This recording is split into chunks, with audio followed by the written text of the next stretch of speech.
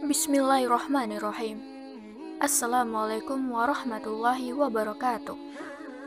Sahabat muslim rahimakumullah, apakah kalian pernah mendengar cerita tentang pekerja Fir'aun yang rela dimasukkan ke dalam minyak panas hidup-hidup demi mempertahankan keimanannya kepada Allah Subhanahu wa Ta'ala? Dalam video kali ini kita akan menceritakannya. Suatu ketika, saat Rasulullah Shallallahu Alaihi Wasallam berisra Mi'raj, beliau mencium aroma sangat harum. Karena penasaran, Nabi Muhammad pun menanyakannya kepada malaikat Jibril. "Harum apakah itu, wahai Jibril?" Malaikat Jibril pun menjawab, "Itu adalah wangi dari kuburan seorang perempuan salihah bernama Siti Masyito dan anak-anaknya." Kisah perempuan yang memegang teguh kebenaran dan keimanan kepada Allah Subhanahu wa Ta'ala ini diriwayatkan dalam hadis Ibnu Abbas.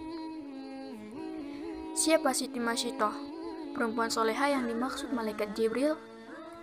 Ia hidup di zaman Fir'aun, si raja kejam yang menganggap dirinya sebagai Tuhan. Di sekitar Fir'aun ternyata ada beberapa orang dekat yang diam-diam beriman kepada Allah dan Nabi Musa alaihi salam.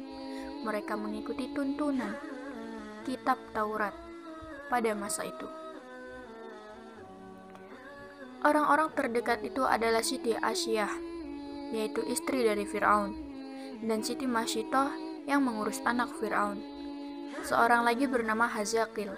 Ia adalah pembuat peti tempat Musa balita ditaruh untuk kemudian dihanyutkan di sungai. Di istana, Hazakil menjadi orang kepercayaan Fir'aun. Ia menikah dengan Siti Masyito. Suatu hari terjadi perdebatan sengit antara Fir'aun dengan Hazakil. Fir'aun menjatuhkan hukuman mati kepada ahli sihir yang menyatakan beriman kepada Nabi Musa. Keputusan tersebut ditentang keras oleh Hazakil. Sikap tersebut membuat Fir'aun curiga. Jangan-jangan Hazakil selama ini beriman pula kepada Nabi Musa. Atas sikap Hazakil itu, Fir'aun mengganjarnya dengan hukuman mati. Hal itu tak membuat Hazakil takut. Ia tetap yakin Tuhan yang diimaninya tidak ada yang lain, kecuali Allah Subhanahu wa Ta'ala. Suami Siti Masyito ini ditemukan meninggal dengan kondisi mengenaskan. Tangannya terikat di pohon kurma, tubuhnya penuh dengan tusukan anak panah. Masyito sangat sedih melihat kondisi suaminya. Namun ia bersabar dan berserah diri kepada Allah. Ia berkeluh kesah ke istri Fir'aun, Siti Asyiyah. Asyiyah pun memberikannya nasihat agar Masyito dan anak-anaknya sabar. Namun ia bisa membaca isyarat dari Siti Masyito yang beriman kepada Allah Subhanahu wa Ta'ala. Di akhir nasihatnya, Asyiyah mengatakan bahwa selama ini dia juga beriman kepada Allah, tapi menyembunyikannya di hadapan suaminya. Rahasia terungkap, sepeninggal suaminya, seperti biasa Masyito menjalankan tugasnya sebagai perias putri Fir'aun. Ada kisah sepele, tapi berdampak besar. Gara-gara sisir yang terjatuh, akhirnya terungkap jati diri Masyito. Saat itu Masyito sedang menyisir rambut anak Fir'aun. Tiba-tiba sisir dalam genggamannya terjatuh.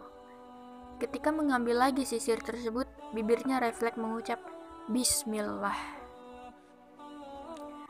Ucapan itu membuat anak Fir'aun terkejut. "Apakah ucapan yang kamu maksud adalah ayahku?" tanya anak Fir'aun. Siti Masyito dengan jujur mengatakan bahwa maksud kata itu ialah Tuhan sesungguhnya, bukan ditujukan untuk Fir'aun. Yaitu Robku, juga Rob ayahmu, yaitu Allah, karena tiada Tuhan selain Allah. Katanya, jawaban itu membuat anak Fir'aun tersinggung. Berarti ada Tuhan lain kecuali ayahnya.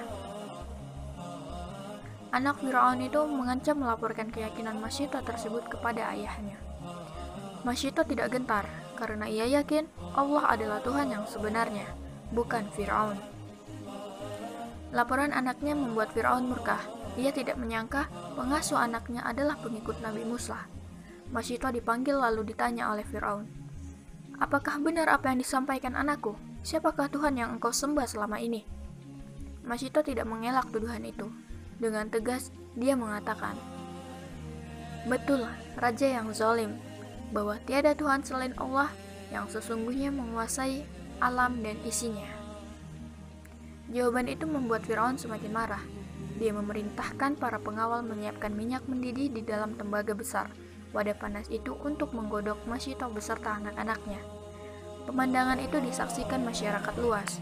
Sebelum dimasukkan ke minyak panas, Masyitoh diberi kesempatan sekali lagi untuk memilih. Dia dan dua anaknya selamat jika mengakui Fir'aun sebagai Tuhan, dan sebaliknya, nyawanya terancam jika tidak mau mengakui ketuhanan Fir'aun. Tapi ia tidak gentar. Siti Masyitoh tidak gentar terhadap ancaman Fir'aun. Ia tetap yakin Tuhan yang sesungguhnya hanyalah Allah, bukan Fir'aun, raja yang zalim. Pendirian Masyitoh semakin mempermalukan Fir'aun. Raja kejam itu memerintahkan pengawal segera melemparkan Masyitoh bersama anak-anaknya ke dalam minyak mendidih. Kisah ini disampaikan malaikat Jibril kepada Nabi Muhammad SAW bahwa Fir'aun memerintahkan melemparkan anak Masyitoh satu persatu di hadapan ibunya hingga yang terakhir bayi yang sedang menyusu dalam pelukan Masyitoh. Ibu mana yang tega menyaksikan satu persatu anaknya tergerus minyak panas. Ketika giliran bayi terakhir akan dimasukkan tembaga panas, Masyitoh sempat ragu. Kekuasaan Allah menciptakan bayi itu tiba-tiba bisa bicara. Jangan takut dan sangsi, wahai ibuku, karena kematian kita akan mendapat ganjaran dari Allah Subhanahu wa Ta'ala, dan pintu surga akan terbuka menanti kedatangan kita. Riwayat lain, bayi Masyitoh meyakinkan ibunya, sabarlah wahai ibuku, sesungguhnya kita dalam pihak yang benar. Wahai ibu, masukkanlah, karena sesungguhnya siksa dunia lebih ringan daripada siksa akhirat. Hadis riwayat Ahmad. Kekuatan anaknya membuat keraguan Masyitoh pun hilang. Dengan yakin dan ikhlas kepada Allah Subhanahu wa Ta'ala, Masyitoh membaca Bismillahirrahmanirrahim, Allahu wallahu akbar. Siti Masyitoh dan bayinya terjun ke minyak mendidih. Ajaib, begitu minyak panas menggerus raga orang-orang istiqomah itu, tercium wangi yang sangat harum dari dalam kuali. Allah telah membuktikan kepada hamba-hambanya yang istiqomah ketika Masyitoh dan anaknya dilemparkan satu persatu ke periuk. Allah terlebih dahulu mencabut nyawa mereka sehingga mereka tidak merasakan panasnya minyak mendidih. Tulang belulang Masyitoh bersama anak-anaknya dikubur di suatu tempat hingga mengeluarkan wangi yang begitu harum. Aroma itu tercium oleh Rasulullah Shallallahu Alaihi Wasallam ketika perjalanan Isra Miraj. Itulah kuburan Masyitoh bersama anak-anaknya, kata malaikat Jibril. Allahu a'lam bishawab. Semoga kita selalu dalam ketakwaan kepada Allah Subhanahu wa Ta'ala. Demikian kisah teladan tentang Siti Masyitoh. Sampai di sini dulu, dan jangan lupa subscribe untuk mendukung channel ini terus berbagi ilmu. Wassalamualaikum warahmatullahi wabarakatuh.